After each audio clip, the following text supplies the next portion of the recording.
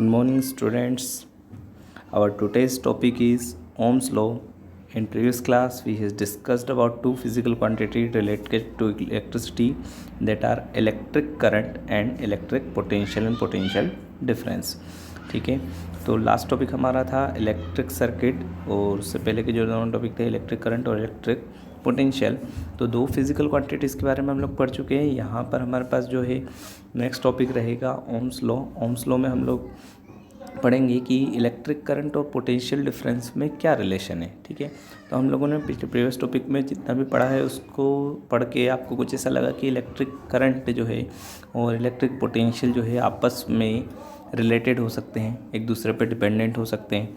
क्या electric potential को change करने से करंट में कोई चेंजेस आता है या नहीं आता है। तो इस तरह से हम थोड़ा सा एक एग्जांपल लेते हैं। जैसे सपोज़ कीजिए कि आपने क्या किया, एक छोटी सी मोटर ली है और उसको सर्किट के थ्रू, वायर के थ्रू एक सिंगल सेल से कनेक्ट किया है। ठीक है, और उसको जब आप ऑन करके देखेंगे तो जो मोटर रोटेट होगी, है ना, उसको आपको ऑब्जर्व करना है। और उसी के साथ में हमने क्या किया, एक सेल की जगह पर, सिंगल सेल की जगह पर वहाँ पर दो सेल्स लगा दिए। फिर हम उसको ऑपरेट करके देखें उसमें कोई डिफरेंस आएगा क्या। और इसी की तरह से हम क्या करेंगे, जैसे जैसे सेल्स को बढ़ाते जाएंगे, बैटरीज़ को बढ़ाते जाएंगे, तो क्या मोटर की स्पीड पे कोई डिफरेंस आ रहा है। या हम किसी बल्ब को लेके एक्सपेरिमेंट कर सकते हैं कि एक बल्ब को आपको एक सिंगल सेल्स से ऑन करके देखना है, फिर उसी बल्ब को 2 सेल्स से ऑन करके देखना है, और फिर उसी बल्ब को 3 सेल्स से ऑपरेट करके देखना है। तो तीनों में कोई डिफरेंस आएगा क्या। तो हमारा कॉमन लॉजिक ये बोलता है कि हाँ, डिफरेंस तो आना चाहिए। किस में डिफरेंस आएगा, बल्ब की ब्राइटनेस में और मोटर की स्पीड में। मतलब यहाँ पर क्या हो रहा है कि जो जितना ज़्यादा पोटेंशियल हम दे रहे हैं उतनी ज़्यादा एनर्जी उसमें से रिलीज़ होगी, और एनर्जी रिलीज़ होगी means number of electrons per unit या पर सेकेंड इंक्रीज़ होंगे। तो कहने का मतलब क्या हो गया कि यहाँ पर दोनों जो हमारी फिज़िकल क्वांटिटीज़ हैं, कौन कौन सी, इलेक्ट्रिक करंट और दूसरी कौन सी है, इलेक्ट्रिक पोटेंशियल, दोनों एक दूसरे से रिलेटेड है। ठीक है, अब दोनों एक दूसरे से किस तरह से रिलेटेड है, इस एक्सपेरिमेंट में, इस लॉ में हमको ये वेरीफाई करना है, पढ़ना है, सीखना है कि कैसे एक दूसरे पर डिपेंडेंट है। और तो लास्ट ईयर या प्रीवियस क्लासेस में हम लोगों ने दो तरह के प्रोपोर्शन पढ़े हैं। आप लोगों ने सुना होगा, एक प्रोपोर्शन होता है डायरेक्ट प्रोपोर्शन और दूसरा प्रोपोर्शन होता है इन्वर्स प्रोपोर्शन। ठीक है, तो डायरेक्ट प्रोपोर्शन क्या होता है, डायरेक्ट प्रोपोर्शन का मतलब क्या हो गया कि जब किसी एक फिज़िकल क्वांटिटी को या एक क्वांटिटी को इंक्रीज़ करने पे दूसरी क्वांटिटी, सेकंड क्वांटिटी भी क्या होगी, इंक्रीज़ होगी, तो रिलेशन कैसा कहलाता है, डायरेक्ट प्रोपोर्शन। और जब एक क्वांटिटी को इंक्रीज़ करने पे दूसरी क्वांटिटी क्या हो रही है, डिक्रीज़ होगी, तो कैसा प्रोपोर्शन कहलाएगा, इन्वर्स प्रोपोर्शन। तो ओम्स लॉ को याद करने का बहुत ही सिंपल मेथड है कि देखिए, बल्ब की जो ब्राइटनेस है वो नंबर ऑफ़ सेल्स को इंक्रीज़ करने के साथ साथ क्या हो रही है, इंक्रीज़ हो रही है कि डिक्रीज़ हो रही है। तो ब्राइटनेस ऑब्वियस सी बात है कि नंबर ऑफ़ सेल्स को जैसे जैसे हम इंक्रीज़ करते जाएंगे बल्ब की ब्राइटनेस क्या हो जाएगी, इंक्रीज़ हो जाएगी। तो इंक्रीज़ हो जाएगी, इसका मतलब क्या हो गया कि नंबर ऑफ़ सेल्स इंक्रीज़ कर रहे हैं। नंबर ऑफ़ सेल्स मतलब क्या हो गया, यहाँ पर देखिए हर बैटरी का एक पोटेंशियल होता है। जैसे आप लोग सिंपल सेल जो हमारी घड़ी में लगाते हैं उस सेल को देखेंगे तो उस पर वोल्ट लिखा रहता है। 1.5 वोल्ट का एक नॉर्मल सेल होता है। ठीक है, अगर 2 सेल्स यूज़ कर रहे हैं तो 3 वोल्ट हो जाएगा, 3 सेल्स यूज़ करेंगे तो 4.5 वोल्ट हो जाएगा। ठीक है, तो क्या कर रहे हैं हम, पोटेंशियल डिफरेंस को इंक्रीज़ कर रहे हैं। जैसे जैसे नंबर ऑफ़ सेल्स इंक्रीज़ करेंगे पोटेंशियल डिफरेंस क्या होगा, इंक्रीज़ होगा। तो उसके इंक्रीज़ होने से बल्ब की ब्राइटनेस भी क्या हो रही है, इंक्रीज़ हो रही है। अब इंक्रीज़ हो रही है, इसका मतलब क्या हुआ कि पोटेंशियल डिफरेंस को इंक्रीज़ करने से ब्राइटनेस इंक्रीज़ हुई, या फिर हम बोल सकते हैं इलेक्ट्रिक करंट भी क्या हुई, इंक्रीज़ हुई। तो आप मुझे बताएंगे कि ये जो रिलेशन है हमारा, दोनों साइमल्टेनियसली इंक्रीज़ हो रही है फिजिकल क्वांटिटीज़, तो ये डायरेक्ट प्रोपोर्शन का एग्जांपल है कि इन्वर्स प्रोपोर्शन का। तो आप लोग थोड़ा सा सोचेंगे, हम लोगों ने पहले ही पढ़ चुके हैं, जब एक फिजिकल क्वांटिटी को इंक्रीज़ करने पे दूसरी भी अगर इंक्रीज़ हो, सेकंड भी अगर इंक्रीज़ हो, तो प्रोपोर्शन कैसा होगा, डायरेक्ट प्रोपोर्शन। और अगर एक को इंक्रीज़ करने पे दूसरी डिक्रीज़ हो तो क्या होगा, इन्वर्स प्रोपोर्शन। तो वैसी बात है, यहाँ पर क्या हो रहा है कि पोटेंशियल डिफरेंस को इंक्रीज़ करने पे करंट कैसे क्या हो रही है, इंक्रीज़ हो रही है। तो करंट और पोटेंशियल डिफरेंस के बीच में जो रिलेशन निकल के आता है वो कैसा आ जाता है, डायरेक्ट प्रोपोर्शन रिलेशन। कैसा रिलेशन निकल के आएगा, डायरेक्ट प्रोपोर्शन रिलेशन। अब इसी के बेसिस पे हम लोगों ने क्या किया, स्टेटमेंट बनाया ओम्स लॉ का, या ओम्स का जो लॉ है वो यही है। लॉ क्या है, सिंपल सा लॉ है कि करंट, इलेक्ट्रिक करंट और पोटेंशियल डिफरेंस किसी भी पर्टिकुलर सर्किट में कैसे प्रोपोर्शन में होता है, हमेशा डायरेक्ट प्रोपोर्शन में। ठीक है, तो इसका स्टेटमेंट क्या हो जाएगा, देखिए यहाँ पर दिख रहा है हमको, it states that in an electric circuit the current passing through a conductor, जो भी हमने उसमें कंज्यूमर लगाया है, बल्ब लगाया है, बैटरी बल्ब लगाया है, मोटर लगाई, कोई भी, सब कंडक्टर होंगे, तो the current passing through a conductor varies directly as the potential difference applied at its end and inversely as through the resistance of the conductor. तो यहाँ पे ये जो सेकंड वाला पार्ट दिया हुआ है इसको हम थोड़ा आगे समझेंगे। पहले हम फर्स्ट वाले पार्ट को देखते हैं। फर्स्ट पार्ट में क्या बोल रहा है कि जो करंट है वो किस पे डिपेंडेंट है, पोटेंशियल डिफरेंस पे डिपेंडेंट है। और किस तरह से डिपेंडेंट है, पोटेंशियल डिफरेंस पे डायरेक्टली प्रोपोर्शनल है। ठीक है, तो इस तरह से हम इलेक्ट्रिक ओम्स लॉ को वेरीफाई कर सकते हैं। इसको वेरीफाई करने के लिए क्या किया है, हम एक सर्किट डायग्राम बनाएंगे। इस तरह का सर्किट डायग्राम रहेगा हमारा ये।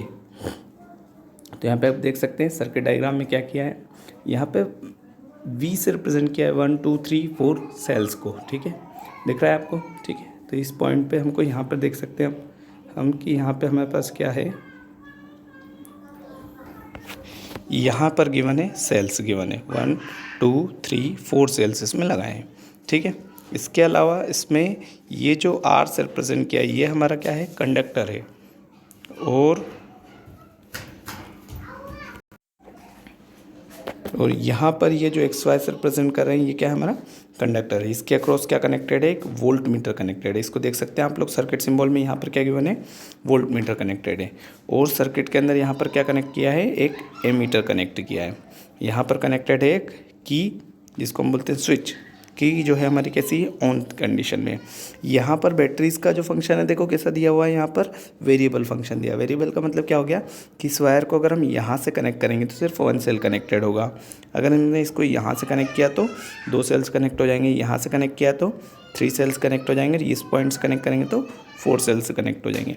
तो हम क्या कर रहे हैं, पोटेंशियल को, डिफरेंस को इंक्रीज़ करने के लिए पहले हमने एक सेल के साथ कनेक्ट करेंगे, फिर हम क्या करेंगे, रीडिंग लेंगे किसकी, वोल्ट मीटर की और एमीटर की। तो यहाँ पे देखिए हम लोगों ने प्रीवियस टॉपिक में डिस्कस किया था कि वोल्ट मीटर को कैसे कनेक्ट करते हैं, पैरेलल में, और एमीटर को सीरीज़ में। तो अब एमीटर को सीरीज़ और पैरेलल का मतलब क्या हुआ, देखिए अगर इसको हम देखते हैं, ये रेजिस्टेंस और एमीटर को, रेजिस्टेंस है हमारा, ये जिगजैग लाइन से जो रिप्रेजेंट किया है क्या है, रजिस्टर है अपना, और ये एमीटर है। इसको हम कंडक्टर भी बोल सकते हैं रजिस्टर को। तो ये रजिस्टर और ये जो एमीटर है वो एक स्ट्रेट लाइन में ज्वाइन है। तो जब एक स्ट्रेट लाइन में कोई चीज़ ज्वाइन होती है इस तरह से, तो ये दोनों कनेक्शन कैसे कहलाते हैं, सीरीज़ कनेक्शन कहलाते हैं। ठीक है, ये कनेक्शन कैसा कहलाता है, सीरीज़, एक सिंगल लाइन में कनेक्टेड। और अगर हम इसको देखें वोल्ट मीटर को और रजिस्टर को, तो वोल्ट मीटर और रजिस्टर क्या हो गया, रजिस्टर था, इसके दोनों अक्रॉस में लेके और क्या कनेक्ट किया है, वोल्ट मीटर कनेक्ट किया है।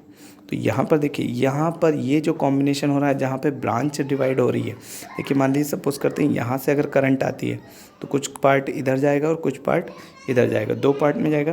तो ये जो करंट है डिवाइड हो रही है यहाँ पर, तो जब करंट डिवाइड होती है तो ये कनेक्शन कैसा कहलाता है, पैरेलल कनेक्शन कहलाता है। तो वोल्ट मीटर को अक्रॉस कनेक्ट करना पड़ता है, क्योंकि वोल्ट मीटर क्या मेज़र करता है, पोटेंशियल डिफरेंस मेज़र करता है। और पोटेंशियल डिफरेंस किस किस के बीच में मेज़र करेगा, 2 पॉइंट्स के बीच में। तो अब रजिस्टर जो था एक्स का और वाई का जो एंड है, रजिस्टर के दोनों जो एंड है एक्स और वाई, इसमें यहाँ से यहाँ तक का पोटेंशियल डिफरेंस कितना है, तो इसको मेज़र कौन करेगा, वोल्ट मीटर। और एमीटर क्या मेज़र करेगा, इलेक्ट्रिक करंट। ठीक है, तो हमारे पास दोनों मीटर्स हो गए, सर्किट के अंदर कनेक्ट कर दिए। ये हमारे ओम्स लॉ के एक्सपेरिमेंट का सिंपल सर्किट डायग्राम हो गया। अब करना क्या है इस एक्सपेरिमेंट में पहले हम सिर्फ 1 सेल को कनेक्ट करेंगे यहाँ पर और रीडिंग नोट करेंगे। रीडिंग नोट की, मान लीजिए यहाँ पे वोल्ट मीटर की कुछ रीडिंग आ रही है, मान लीजिए 0.1 वोल्ट आ रही है, या सपोज 1 वोल्ट आ रही है। हमने एक सेल लगाया सिर्फ, तो 1.5 वोल्ट मान लेते हैं। कितना मान लेते हैं, 1.5 वोल्ट, ये हमारे वोल्ट मीटर की रीडिंग है। और करंट हमारी मान लेते हैं कितनी आ रही है, 0.1 एम्पियर। कितनी करंट आ रही है, 0.1 एम्पियर।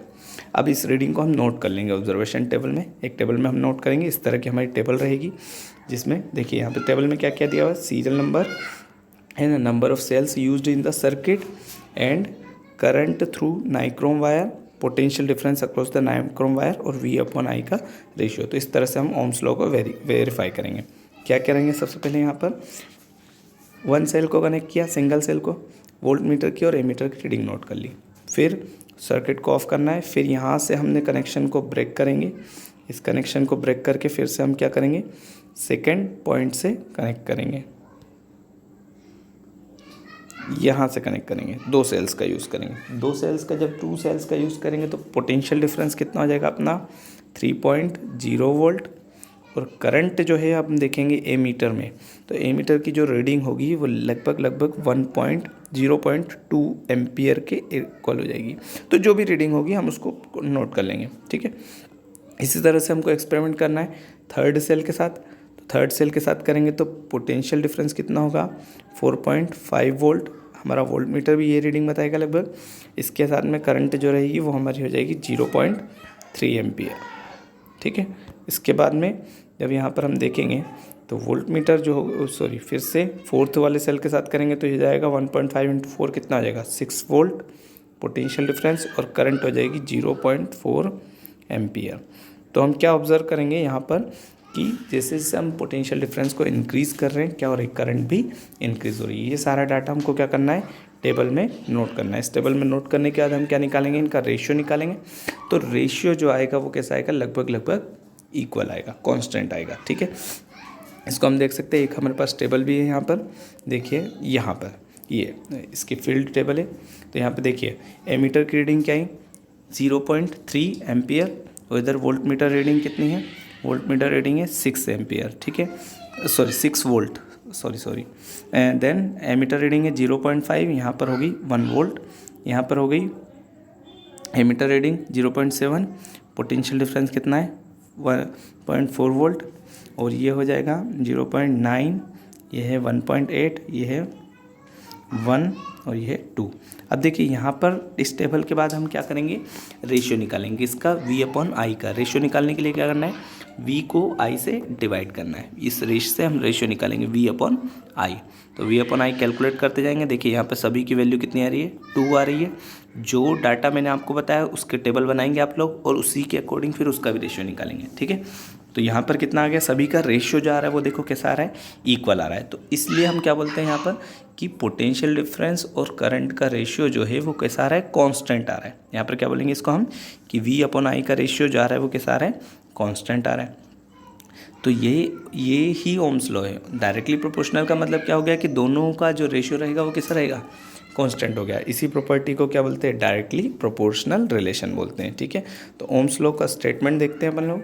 ओम्स लॉ का स्टेटमेंट क्या हो जाएगा, यहाँ पे फिर से देखेंगे, ये हमारे NCERT के टेक्स्ट बुक के दिए हुए, ठीक है। यहाँ पर ये NCERT पैराग्राफ दिया हुआ है, इसमें दिया हुआ है the potential difference V across the end of the given metallic wire in an electric circuit is directly proportional to the current flowing through it provided its temperature remains constant remains same। ये condition है यहाँ पर कि experiment कब verify होगा, जब temperature change नहीं होना चाहिए। मतलब जो वायर होगा, देखिए हीट अप होने के साथ साथ आप लोगों ने देखा बल्ब, जब बल्ब थोड़ी देर के लिए ऑन होता है तो थोड़ी देर में क्या हो जाता है, हीट हो जाता है। तो यहाँ पर टेम्परेचर को कैसा रखना पड़ेगा, कांस्टेंट रखना पड़ेगा, तब ये वेरीफाई होगा। This is called Ohm's law. In other words Ohm's law को हम क्या करेंगे, यहाँ पे देखो ये मैथमेटिकली इसको रिप्रेजेंट किया है, V is directly proportional to I। ये रिलेशन दिया हुआ है, V is directly proportional to I। यहाँ पर ये सिंबल लगा हुआ है, ठीक है। इसका मतलब क्या हो गया, यहाँ पर रिलेशन बता रही है, और कैसा रिलेशन है दोनों में, डायरेक्टली प्रोपोर्शनल का। और V upon I equals to क्या होगा, कांस्टेंट। जब हम टेबल से देख रहे हैं तो V अपॉन I की वैल्यू कैसे आ रही है, कांस्टेंट। अब देखिए यहाँ पर ये जो कांस्टेंट आ रहा है, ये कांस्टेंट क्या होगा, कोई ना कोई नई फिजिकल क्वांटिटी होगी। तो जब हमको इस रिलेशन को फॉर्मूले में कन्वर्ट करना होता है तो हम इसको क्या करते हैं, किसी नई फिजिकल क्वांटिटी से इंट्रोड्यूस करते हैं, कोई कांस्टेंट वैल्यू पुट करते हैं। तो यहाँ पर कांस्टेंट क्या है, जो हमारा कंडक्टर था, जो हमने कंडक्टर लगाया है उसमें जो भी कंज्यूमर लगाया, वो क्या कहलाएगा, कांस्टेंट कहलाएगा। उस कंडक्टर की एक प्रॉपर्टी है, जिस प्रॉपर्टी को हम बोलते हैं या रिप्रेजेंट करते हैं किससे, R से। उस प्रॉपर्टी को हम रिप्रेजेंट करेंगे किससे, R से, ठीक है। और इस R को बोलते हैं रेजिस्टेंस ऑफ कंडक्टर। क्या बोलेंगे इसको, रेजिस्टेंस ऑफ कंडक्टर। ठीक है, तो यहाँ पर V अपॉन आई का जो रेशियो होगा वो किसके इक्वल हो जाएगा, R के इक्वल हो जाएगा। और उसी को फिर हम यहाँ पर लिखेंगे V upon I equals to R। क्या लिखेंगे, V upon I equals to R। इस I को इधर ट्रांसफ़र करेंगे तो हमारी ये वाली इक्वेशन बन जाएगी V equals to I R. तो ये जो इक्वेशन है V equals to I R, this is our Ohm's law. ठीक है, ये इक्वेशन किसको डिफाइन करती है, ओम्स लॉ को डिफाइन करती है। इसको फिर से थोड़ा शॉर्ट में समझते हैं ओम्स लॉ को। क्या है ओम्स लॉ एक्चुअल में, सिंपल, ओम्स लॉ एक लॉ है जो रिलेशन बताएगा किसके किसके बीच में, इलेक्ट्रिक करंट और पोटेंशियल डिफरेंस के बीच में। ठीक है, फर्स्ट पॉइंट। सेकंड पॉइंट, क्या रिलेशन होता है दोनों में, तो हम लोग उसको डिफाइन करेंगे। The current flowing in a conductor is directly proportional to the potential difference across the conductor at a given temperature या when the temperature remains constant. This is called Ohm's law. ठीक है, फिर से define करेंगे इसको। क्या होगा Ohm's law, according to Ohm's law the current flowing in a conductor is directly proportional to the potential difference across the conductor at a given temperature or the temperature remains constant. This is called Ohm's law. Mathematically इसको represent करेंगे तो पहली line हमारी क्या होगी इसमें, V को is directly proportional to I। V किसको रिप्रेजेंट कर रहा है, पोटेंशियल डिफरेंस को। I रिप्रेजेंट कर रहा है करंट को। V upon I equals to constant. जब हम इसको टेबल के अकॉर्डिंग देख रहे हैं तो V अपॉन आई का रेशियो कैसे निकल के आएगा, कॉन्स्टेंट। और उस कॉन्स्टेंट की जगह हम क्या पुट करेंगे, एक सिंबल पुट किया है यहाँ पे R। R क्या रहेगा हमारा, रेजिस्टेंस ऑफ कंडक्टर। जो कंडक्टर हमने लगाया है उसकी एक प्रॉपर्टी है रेजिस्टेंस। इस रेजिस्टेंस के ऊपर हम नेक्स्ट वीडियो में डिस्कस करेंगे। और मैथमेटिकली हम इसको लिख सकते हैं V equals to I R. ठीक है, नेक्स्ट वीडियो में हम लोग डिस्कस करेंगे कि इसका ग्राफिकल रिप्रेजेंटेशन कैसा होता है। ठीक है, और इससे रिलेटेड न्यूमेरिकल्स कैसे होते हैं। अभी के लिए ओम्स लॉ इतना सफिशेंट है, और कोई डाउट हो तो आप इसमें पूछ सकते हैं।